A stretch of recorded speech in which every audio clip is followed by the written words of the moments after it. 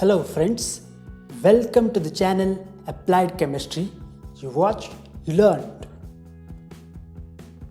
I am Audumbar Patkar.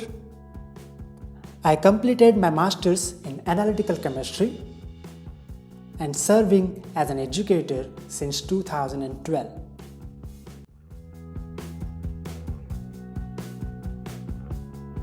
When direct current is passed through such water, positively charged ions like sodium ions will get attracted to negative electrode cathode. For this process, we are going to pass the water at specified rate through this pair of cation exchanger.